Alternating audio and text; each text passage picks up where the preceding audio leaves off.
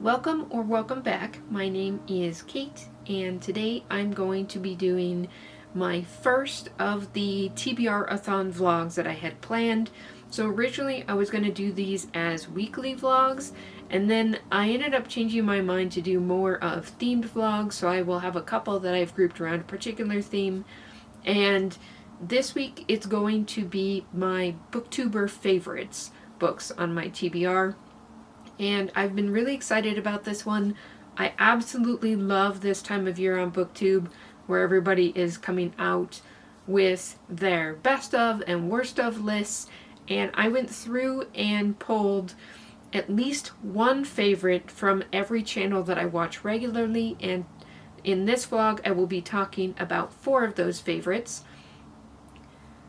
I don't do vlogs very often. I think this might be the first one I've done on this channel, so I apologize ahead of time for any kind of shakiness with it. Hopefully I'll figure it out as I go. And for each of these, I'll give you a little intro where I talk about the channel and why I picked the book, and then I'll get into the updates, and then I'll give you guys a recap at the very end about how I felt. So the first booktuber that I picked for this vlog is Cassidy from over at Covers with Cassidy, and I've been following Cassidy for a number of years, and I really enjoy a lot of her content.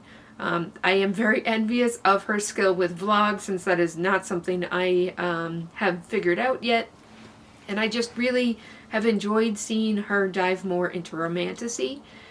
As a reader, I don't tend to gravitate much towards romantasy.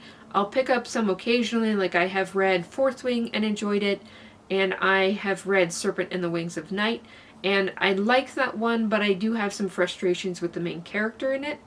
So when I saw House of Bane and Blood pop up as #1 on her favorites list this year, I knew I finally had to get to this. So the premise for House of Bane and Blood is essentially that it's a steampunk plus magic fantasy that has vibes of Peaky Blinders and Six of Crows. The main characters are Camilla, whose family runs a railroad in this island world, and the other main character is Nico, who is sort of from a rival family, and they end up essentially forming an arranged marriage that will benefit them both, but neither have feelings in a positive way for the other. They are definitely rivals, if not enemies. So it'll be interesting to see how this one plays out. I do tend to like rivals to lovers more than I like enemies to lovers, but I've also heard that this one focuses more on the tension outside of the relationship and isn't necessarily drama between the two main characters. So I'm tentatively excited about this one as a romantasy that might work better for me than some of the other ones in the past. And I am so happy I picked this one up. I have been inhaling it. I am now at 55%, and I think I read 40% of it yesterday, just like staying up until midnight reading it. There's just something about this that is so consumable to me. It does give me sort of Six of Crows, Peaky Blinders vibes, but with a new adult tone. And honestly, there's something about the main character, Camilla, that is just works so much better for me. I've always had a hard time articulating what I don't like about the sort of stabby female main character trope in romantasy, because I love a female sword fighter, but something about the way it's often handled in romantasy just to me comes across as like overly dramatic. And no shade if that's the kind of female main character you like. I don't want to yuck anybody's yum. It just doesn't work for me very well. But there's something about how just kind of calmly capable and like just ready to throw down that Camilla is that really, really appeals to me. And I'm eating that up. Like, I have been a lot of times with romantasy, it takes me a little while to get used to the world and start to warm up to like the female main character and some of the other side characters. And with this one, immediate. Absolutely loved Camilla. Really liked the love interest Nico. Absolutely ate up all of the banter and the back and forth between them, literally from the first time they meet. So there's something about this one that really hits all the right notes for me. I'm very excited to continue reading it. I am also very intrigued by sort of the steampunk setting and the way the magic is being handled. There's a lot of prejudice against the magic users, but the more I learn about it, the more I don't fully understand why that prejudice exists. So I'm very curious to see if we get more of that explained. It wouldn't be points against it for me, really. I just don't know that I fully understand it yet, but I'm only halfway through, so I'm fine with being patient on that. I have heard there's a massive cliffhanger, so non-zero chance that even with my 20 plus book TBR, I'll end up squeezing the sequel in here. We'll see. We'll see. No promises. But I'll check in again. Probably not till I finish the book. At my current rate, I don't know that I'll manage to stop. Okay, so I've been thinking about it for a couple days. Unfortunately, I think my update for House of Bane and Blood is a little less positive than my midway update.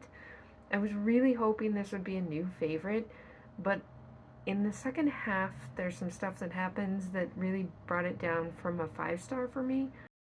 There are more plot elements that are revealed in the second half that I really kind of struggled to. I don't know if struggled to enjoy is the right way of phrasing this. It just seemed way more predictable, and I really didn't like some of the revelations there, and some of them felt like they should have had more impact than they did. There's one in particular that I won't get into because I don't want to spoil anything, but it felt like it should be like this gasp-worthy reveal, and I just didn't even really understand the implication because I didn't remember that part of the world building at all. So it just doesn't.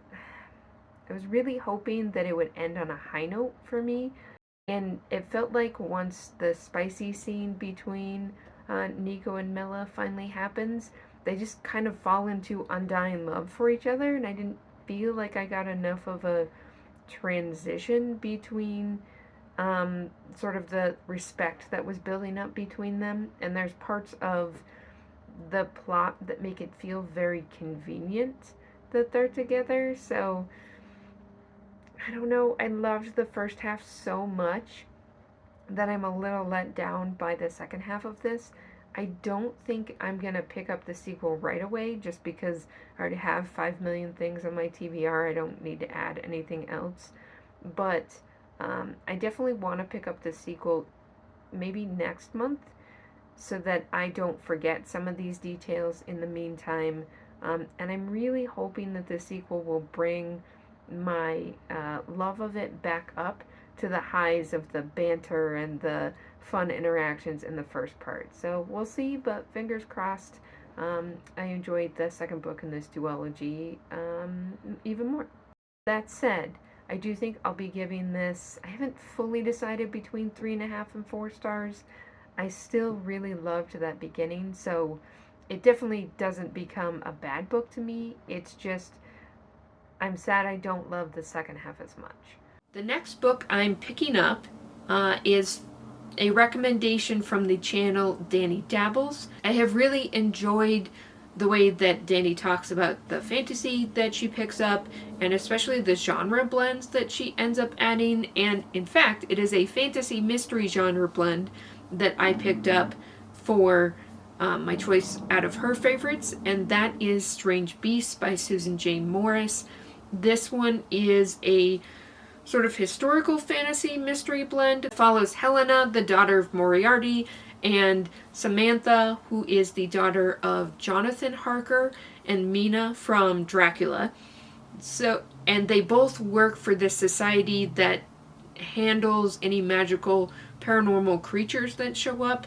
The society ends up sending Hel and Sam to Paris to solve a series of gruesome murders that have been targeting rich elite men in that city. In her video, Danny mentioned loving the mix of the paranormal and magic monsters with the more intellectual Sherlock Holmes vibes from bringing in some of those influences. So I have high hopes for this being a fantasy mystery blend that works for me.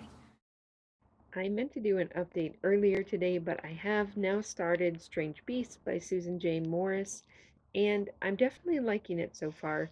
Um, I'm pretty picky when it comes to fantasy mysteries, but I really like the historical nature of this one.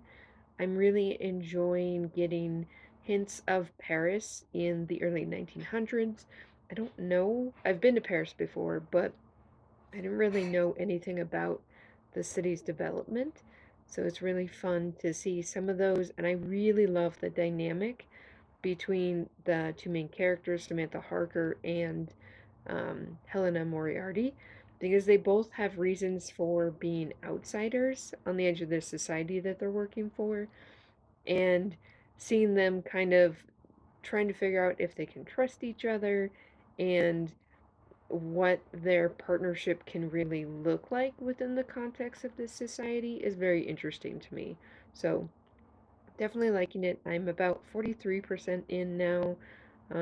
So the mystery is still being revealed. I definitely have some theories about what's happening, but I won't get into them because I don't want to potentially spoil things for anybody. But um, on a mystery level and on a character level, and even on a setting level, this is working really well for me. So I'm really hoping that this one will be a new favorite for me. But we'll see on my next chicken. So I'm still working on Strange Beasts, but I got super excited about a scene I just read in it, and I just honestly had to share my excitement with this book. And I know this is like a specific nerdy thing that maybe most people won't really care about, but I really, really loved it. Overall, like I said in the last update, there's a lot of really great historical detail, not like overwhelming info dumps to what Paris looked like in this time period, especially the less um, shiny elite parts of Paris.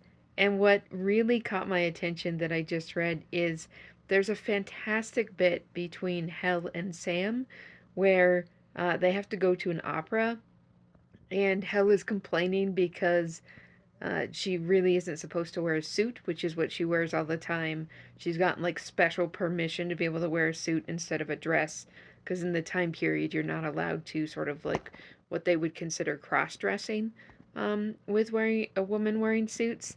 Great interaction where Sam points out that fashion is also a sort of language, and that the way Hel is dressing is sending a message, but not a message she's even aware she's sending. And the way it talks about how women could use fashion to uh, like appear a certain way or like push someone's expectations in a certain way is just so cool. I absolutely love it. Um, and I really like that then it uses the point that Sam can basically fix up Hell's dress so that there's special pockets for being able to carry things to fight monsters. And it's just such a positive um, element of like fashion history and women supporting women that I just really can't get enough of. Honestly, that's a huge part of what I love about this book. Like, the mystery so far is quite fun. I really like it, but it's really what really keeps me loving this book is the element of historical detail that's fun but not overwhelming, and the way that it's a story about women supporting women and not just Hel and Sam but also the other women in the story. It's just so great to see, and I would eat up like 10 more books in this series.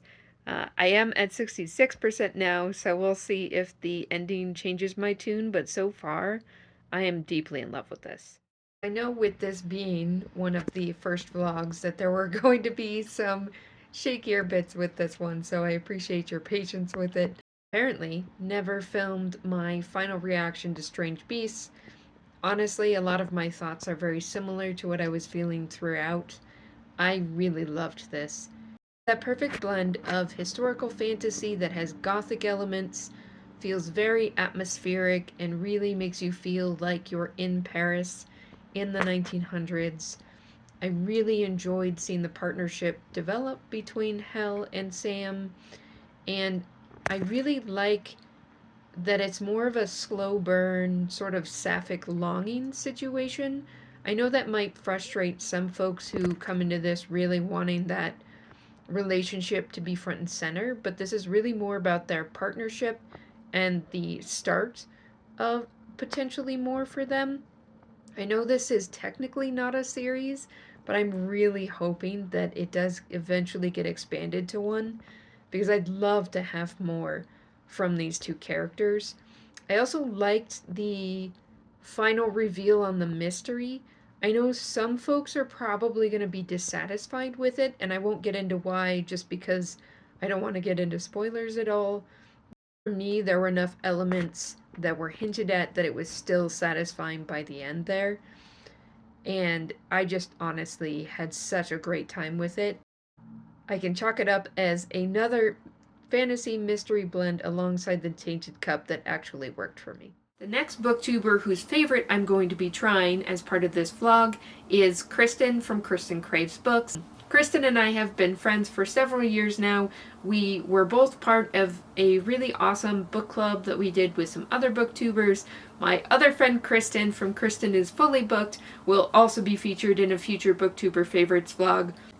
I really enjoy watching Kristen's wrap-up vlogs, and she has an amazing selection of anticipated reads and always brings up if there is any kind of like pre-order contest for the anticipated read she talks about, so it's always very fun to see those. And the book that I am picking from Kristen's favorites of 2024 is Dreadful by Caitlin Rozakis. This one has actually been on my TBR for a long time. I have just been putting it off because it has very strong cozy vibes, and Cozy and I don't always get along. So the premise for this one is that there is sort of a dark wizard, dreadlord, who ends up named Gavrax, who ends up waking up with absolutely no memory. He knows there's some kind of plot that he has masterminded with the help of some other wizards, but he has no idea what happened, what any of the details on this plan, so he has to work together with the goblin staff at his castle to try and figure out what's happening and not get overwhelmed by the other people that are part of this plot. When Kristen was talking about it, she really enjoyed the humor and found the characters super endearing, so I'm hoping that this will be the blend of cozy and dark that works for me. I'm only 25% into Dreadful so far, but I had to give a little update because I was kind of lukewarm on the very beginning of this. I wasn't sure if the humor would start feeling too twee to me, which sometimes happens with cozies, but honestly, I'm having such a great time with Dreadful. It's so cute, but cute like it still has enough darkness, not overwhelmingly adorable. Like the interactions with Gav and some of the goblin staff, like his valet and Orla the goblin in charge of the kitchen, are like him trying to understand them being terrified of him because he's a dark lord, but him kind of like letting them be themselves more and trying to make amends for just being a complete ass in like the previous version of himself is just so fun. Uh, I just got to a part with Orla and her little cookbook. So cute. Again, just absolutely loving this, and it's making me giggle on a regular basis. So, again, 25% feels like a little too early to say for sure, but so far, definitely a win for me. I'm at 76% now, and I have somewhat more lukewarm feelings. Like, I'm definitely still enjoying this. I really like the humor and some of the tongue-in-cheek stuff that's in here. I really enjoyed the interactions between Gav and his staff and kind of him fixing his expectations, like the expectations the old Gavrax would have had. I'm a lot more interested in sort of that personal journey. There's now that some of the other Dark Lords are coming into this. One of them is a woman. And there's a lot of super on the nose comments about about the misogyny element and how she really plays into being the quote unquote whore, because that's what they expect from her. And I enjoyed the first couple times that was brought up as a theme, but then it just kept getting hammered home. And that's just one of my biggest gripes in these sort of more thematic or parody commentary books, where you have a good point, but then you won't shut up about it. So I'm enjoying that part less, but I am really intrigued to see how Gav and some of these other characters are going to get out of the situation they're in. So I'll be interested to see how this ends up. I only have maybe an hour left in the audiobook right now because I did switch to that so I could play Power Wash Simulator, which has become my new obsession. So it'll be interesting to see where it lands, and I'll give a final update once I get done. Okay, so I have finished Dreadful, and I will admit that the ending I liked, but as it was leading, I will admit that as it was leading up to the ending, I was getting increasingly worried about where this was going to end, and I was feeling kind of frustrated by where I thought it was headed, but it ended up surprising me, and I'm actually really happy with where this ended. It felt like it was tying up enough loose ends without being trite or obnoxious about it, and not fully like tying everything up in a bow. So I really liked how this ended. It was a nice twist on the usual, and I overall I think I'm going to end up giving this 4 stars, just because part of it might be that it was a debut, but I wish some of the commentary had been either more subtle or that it hadn't felt repetitive and like it was sort of hammering this drum that like I've already gotten the picture, and I appreciate the picture, but I don't need it 10 times. I did really enjoy the characters and some of the arcs for them. So again, I really enjoyed it, just not quite a new favorite for me, but definitely one I had a fun time with. So I am overall pretty pleased with Dreadful, and I'll definitely be interested to see what else the author puts out in the future. I don't know that I'm super interested in her next book, which is sort of magic school PTA involved, which does not sound like my jam, but any more sort of comedic fantasy that she writes, I'll definitely pick up. And the channel that I will be pulling the final favorite from is Kayla from Books and Lala. I've been following Kayla for I think 2 years now. Really enjoy her content. I really think that she does a great job of having even her stats videos be aesthetically pleasing. Another one that I really enjoy, her vlogs. The book that I picked from Kayla's favorites was actually her #1 favorite, and this is one that I was really looking forward to last year, but I was really afraid that it wouldn't work for me because I don't love this subgenre of horror, and that is I Was a Teenage Slasher by Stephen Graham Jones. The premise for this one is that it follows a teenage boy who in 1989 in a small town in West Texas went on a murderous rampage for revenge and became a teen slasher serial killer, if you're not familiar with the subgenre. When Kayla talked about this, she really mentioned the focus on slashers and kind of the campy fun time that's part of it, but also the more sentimental small town setting and the relationships between the characters. So I'm really hoping that Stephen Graham Jones, who I've previously really enjoyed books from, and at this point would probably consider an auto-buy author, can make me love this subgenre that has typically scared me off. On to the final book that I'll be doing for this vlog, and originally I was going to go back to Warm Hands of Ghosts by Catherine Arden, but I picked it up and I just could immediately tell I wasn't in the mood to read World War I historical fantasy still. I'm a little worried that continually not being in the mood to read this book means I'm never going to get to it, but I'm not going to fight the mood as a mood reader. Just going to roll with it. So I ended up instead picking up I Was a Teenage Slasher by Stephen Graham Jones. And I kind of felt like this was going to be a long shot for me as someone who was never into slasher movies. Like, I like horror, but slasher movies have never really appealed to me, so I thought, like, maybe Stephen Graham Jones can convince me to enjoy it, and I am genuinely shocked how much I am enjoying this.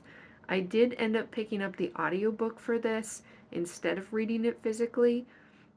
There's a lot of underlining in the text instead of italicizing, which like just triggers a part of my brain I can't handle. But the audiobook narration is amazing. I am having so much fun, and I appreciate how accessible this is. Um, I'm 31% in, and even as someone who doesn't really watch slashers at all, like I might have seen one or two in my life, it's very easy to understand what's happening, especially because Tolly, the main character, is not a fan of slashers, but his best friend Amber is. So she's explaining to Tolly sort of these slasher dynamics, and it's making for such an interesting read. I can definitely see where this has some mixed reviews because it's so voicey. Like, I think if you don't like Tolly and you don't like sort of a rambling perspective where he sort of jumps back and forth, this would be super annoying. But honestly, I enjoy rambly protagonists and I just find him very likable. And I love the dynamic between him and Amber. So I can't wait to read more of this. I'll probably finish it tomorrow, which again, as someone who doesn't normally like slashers, I'm genuinely shocked by how much fun I'm having with this. But I'll have at least one more check-in for this one. I'm not promising more than that just at the rate I've been devouring this. So um, I'll have more thoughts in the next one. Okay, so I am 70% into I Was a Teenage Slasher now, and man, I'm loving this so much. It does kind of flabbergast me that as someone who never really liked slashers, like, I mean, no judgment if you love those as horror movies, but it was always so filled with unlikable characters just getting horribly murdered. And I get the sort of entertainment appeal of that, but I could never really get on board. But this, I mean, Tolly and Amber, all of these characters, even some of the side characters, um, are really sympathetic. And Stephen Graham Jones really nails the feel of small town Texas, at least as I didn't grow up there, but I have family that did, and it just really feels true and relatable. And I care about all of these characters. I know awful stuff is about to go down. Like, I think this very next section, terrible things are about to happen. It's tragic in a way that I don't usually view slashers. Um, as like Tolly and Amber are trying to figure out how to make it not happen, but you can kind of see that no matter what they do, events are headed this way. Like, I absolutely get where Tolly's sort of rambling, jumping back and forth in time is probably difficult for some folks to follow, but it almost makes it feel more realistic to me, like more like someone is telling you their story. So, I mean, honestly, I can't believe it. I can't believe I'm about to say it, but I think this might be a 5-star horror for me. I just, I love these characters so much, and it's capturing that kind of growing dread feel that I always want to feel in horror just perfectly. So, um, I am both scared and excited to see how Stephen Graham Jones wraps this up, but I will have an update once I am fully done with this one. Okay, so I just finished I Was a Teenage Slasher, and as you might be able to tell from my voice, definitely feeling all the emotions from that one. It was so good. I don't even like slashers, as I said in the previous update, and I loved that so much. Easiest 5 stars. I really like all of the ways that Stephen Graham Jones makes nods to slashers, talks about the rules for them. It gave me, honestly, more respect for it as a subgenre, as I can see what people love about them. And honestly, it's just such a coming of age, like, that childhood friendship type story that, damn it, I'm gonna cry talking about it. But anyway, I mean, like, Tolly's obviously not a perfect kid, does awful stuff as a slasher, but you can't help but love him and love Amber and so many of these other characters. Stephen Graham Jones is just so incredible with his character work. Like, you don't necessarily expect it out of all horror writers, but I am just continually blown away by what he makes me feel about characters and the way that he can really make it feel so authentic. I remember feeling that way with Mongrels too, which was very much a coming of age story. This one I like a lot more than Mongrels. I just think it's technically one of his best as far as storytelling goes. The conceits of it really build as you go along. I can definitely see where this would feel repetitive to some people, because there is constant talk about, like, the rules for slashers, and the story does jump around because Tolly will be talking about where he's at now, and then flash back to, like, when he and Amber were kids, and then flash back to a different scene, which is like the 1989 part of the story. So there's a lot of movement between the different timelines. But it just worked for me in a sort of rambly, someone telling the story to you sort of way. Just incredible.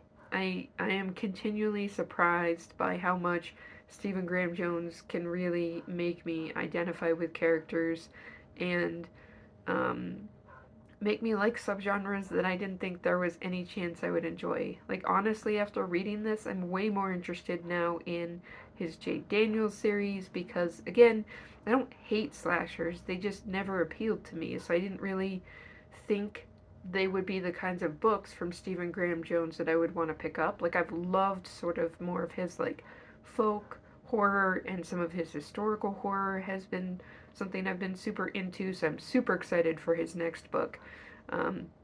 But turns out he can even make me love slashers. So this is probably the biggest win of this entire vlog, I think. Because I expected to love Strange Beasts, and I did. But I think I love this even more just because of the character work. So overall, I am so happy with the way these selections of Booktuber favorites have worked out for me in this vlog. Honestly, there is nothing that was a complete miss for me. A lot of these are channels that I've been watching for a number of years, so it's comforting to know that I can return to them again and again for picks. Even if we don't always align in our taste, I feel like this shows that I really enjoy a lot of what they recommend. So I ended up giving House of Bane and Blood by Alexis Menard, which was Cassidy's pick, 4 stars. I didn't love the second half as much as I loved the first half, but I'm really hopeful that the sequel will make the difference for me, and I will be picking that up in February. I gave Strange Beasts by Susan J. Morris, which was Danny's pick, 5 stars. Absolutely love this. This is very much a Kate book. This is very much a me book with that blend of historical detail and gritty murder mystery. I also think Strange Beasts had that perfect blend of feminine rage and women supporting women that I always want to see in things like pink horror, but often is done in a way that either feels repetitive or frustrating, so I was super pleased that even on a thematic level I love this one. Then Dreadful by Caitlin Rozakis, which I got from Kristen's favorite. I am giving 4 stars. This did ultimately end up being a blend of cozy and dark that really works for me. I do think that the rec for Kingfisher fans is spot on. I think the humor is similar in a lot of ways to Kingfisher. I do think this gets a little bit repetitive on the themes for me, but honestly, I think if you're not as sensitive to that as I am, you could really enjoy this. And I think if you like cozy, but you're also okay with some darker tones and more thematic elements, you should definitely pick this one up. And the final one that I picked up for this vlog was I Was a Teenage Slasher by Stephen Graham Jones, which I pulled from Kayla's favorites from Books and Lala. This was the biggest win for me out of this entire vlog. I felt so many emotions reading this slasher, from laugh out loud to actually making me cry with it being so sentimental. It just was perfection to me. And this book is a perfect example of why I'm such a fan of Stephen Graham Jones. That is everything from me today. Hopefully this vlog was entertaining for you, as you got to see me find these new favorites and standout reads to start the year with. I'll have another TBRathon vlog coming soon, and let me know if you have read any of these books, what you thought of them if so, and I'll see you in the next one. Bye!